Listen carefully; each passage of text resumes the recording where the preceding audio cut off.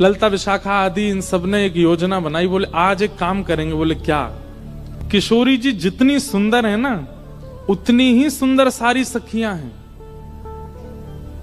वो तो श्रृंगार किशोरी जी का विशेष होता है, इसलिए पता चलता है कि ये ललिता जी, ये विशाखा जी, ये ऐसे सब। अगर एक सा पोशाक और एक सी श्रृंगार सब धारण कर लें तो कोई पहचान नहीं पाएगा कि इनमें किशोरी जी कौन है। तो आज ललिता विशाखा ने एक लीला करी। एक सी पोशाक, एक से कुंडल, एक सी नथबेसर, एक से गले के हार, एक से सिर को टीका, बाजूबंद, पाम के नूपुर जो भी होते हैं, एक जैसा श्रृंगार। किशोरी जी बोली आज कहां कौतुक कर। बोले आप तो चुप रहो बिल्कुल, आज एक जैसा श्रृंगार होगा, एक जैसी माला, एक जैसे कुंडल, एक जैसे काजल, एक जैसी लालिमा, एक जैसो सब कछु। और आज शाम सुंदर कुंज में आएंगे तब हम उनसे पूछेंगे बताओ हम में से राधा रानी कौन है। किशोरी बोली अरे ऐसे मत करो, बेचारे बड़े भोले हैं, एक से सब देखेंगे पहचान नहीं पाएंगे, और नहीं पहचान पाएंगे तो मुंह को कष्ट होएगा। तो सखियां बोली आप भी जानती तो होगी वो पहचान नहीं पाएंगे। नहीं नहीं, अब वो तो मुझे पता है कि वो पहचान तो जाएंगे, लेकिन कहीं तुम सबरी बड़ी उद्यमी हो, कहीं ऐसा श्रृंगार कर लियो, कहीं कोई और पे दृष्टि चली गई और फिर मुझे बड़ो श्रम है जाएगा। ललिता विशाखा बोली श्रम ना होगा, बल्कि स्पष्ट है जाएगी बात। ये जो आपके मन में इतना भ्रम है ना कि श्याम सुंदर बहुत प्रेम करें, अरे भाई प्रेम करें तो पहचान जाएंगे। किशोरी जी बोले अब तुम्हारी जैसी राजी हो तुम करो। सब ने एक जैसा श्रृंगार किया। महाराज श्याम सुंदर की तो कहा चले, ललिता विशाखा नहीं पहचान पा रही है कि सबन में राधा रानी कौन सी है। इंदु लेखा के पास गई, जाके बोली हे श्यामाजू। अरे मैं श्यामाजू नहीं, मैं इंदु हूं। वो श्यामा जी कौन से, पर वो हाथ खड़ो कर रही को मैं हूं यहाँ पे, यहाँ आओ। ऐसी सबरी एक सी बन गई कि आपस में नहीं पहचान पा रही है किशोरी जी कौन सी है। आज सबरी सखी बड़ी प्रसन्न, बोले आज श्याम सुंदर को पता चलेगी, ये बहुत अपनो प्रेम प्रेम बता में। किशोरी जी के पास जाकर के सब सखी बोले तुम्हारे हाथ जोड़ें, तुम्हारे पाम पूजें, और तुम्हें हम सबकी सौगंध है। बोले कहा आप कुछ ना कुछ ऐसा करोगी कि उनको पता चल जाएगा कि आप किशोरी जी हो, इसलिए आपसे हमारी प्रार्थना है आप अपने मन से कुछ भी नहीं करोगी। और सबसे आगे विशाखा जी खड़ी हो गई, मैं जैसे करूंगी मुंह देखती नहीं हूं, मैं जहां देखूं वहीं देखना है, मैं जैसे बोलूं वैसे बोलना है, मैं जब बैठूं वैसे बैठना है, मैं जब चलूं तब चलना है, मैं जो करूं वही करना है आपको। इतनी भोली हैं श्री जी, इतनी सीधी हैं, ठीक है कर लूंगी। प्रसन्न भी हैं सारी गोपियां, लेकिन चिंता भी हो रही है मन में कि कहीं श्याम सुंदर पहचान नहीं जाए कि कौन सी है किशोरी जी। आहा शाम की बेला हुई, ठाकुर जी बढ़िया सुंदर कटकाछनी पहन करके, मुकुट धारण करके, सुंदर श्रृंगार गलमाला पहन करके, और कानन में बढ़िया मकराकृत कुंडल धारण करके वंशी बजाते भय निकुंज में जैसे ही आए। निकुंज में प्रवेश करके जैसे नेत्र खोल करके देखे, आज तो भैया 9 राधा रानी खड़ी हैं सामने, अष्ट सखी और किशोरी जी। ठाकुर जी बोले जे का भैया ये सबरी किशोरी जी कैसे बन गई।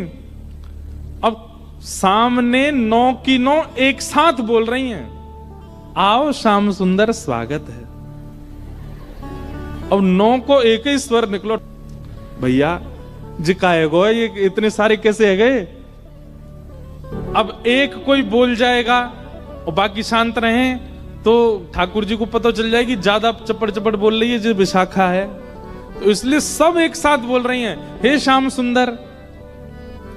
आप कहते हैं कि आपका और किशोरी जी का बालपन का संबंध है, आप बचपन से ही एक साथ हो। ठाकुर जी बचपन ते नहीं जन्मन ते संग हैं, हमेशा ते संग है। तो बोलो ठीक है, अपने आप उंगली रख करके बताओ हम में से किशोरी कौन सी है, हम में से राधा रानी कौन सी है।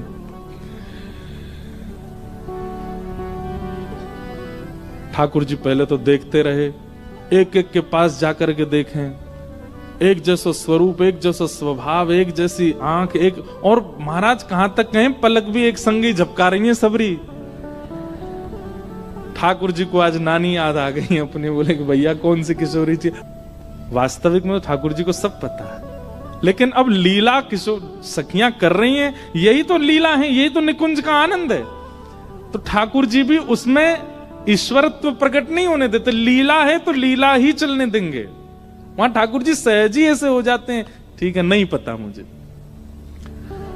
एक एक के पास जाकर श्यामा जी मैं आपको सौगंध खा के कह रहा हूं, आप जो कहोगे सो करूंगा। अब पता नहीं कौन सी सखी है सामने, उससे ही कह रहे हैं, एक बार बताए तो आप ही हो ना।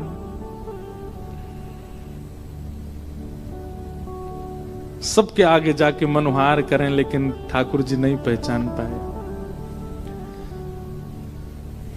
ठाकुर जी बोले अब कहा करूं मैं, कैसे पहचानूं, कैसे ढूंढूं कौन सी है इनमें तो किशोरी जी।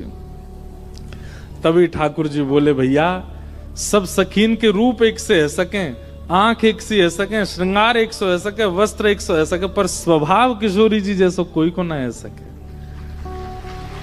और बोले स्वभाव के लिए तो फिर मोकू कछुने चतुर काम करनो पड़ेगो।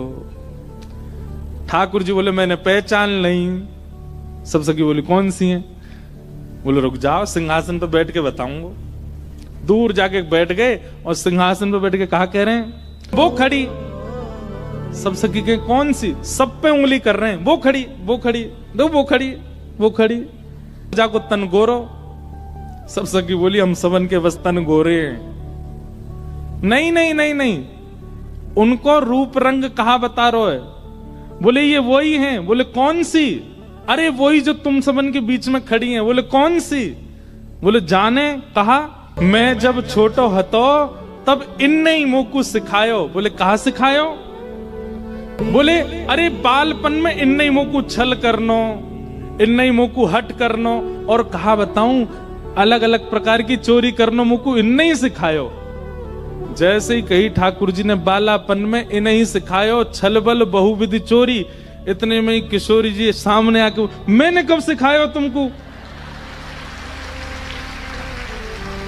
ठाकुर जी बोले ये रही हमारी श्यामा जी। ललता विशाखा सब सिर पकड़ के बैठ गई। बोले हे किशोरी जी कहा कियो? किशोरी जी घबरा गई। अरे अरे मुझे गलती है गई। बोले गलती का है गई? आपने तो 2 मिनट में आके कह दी कि मैं हूं किशोरी।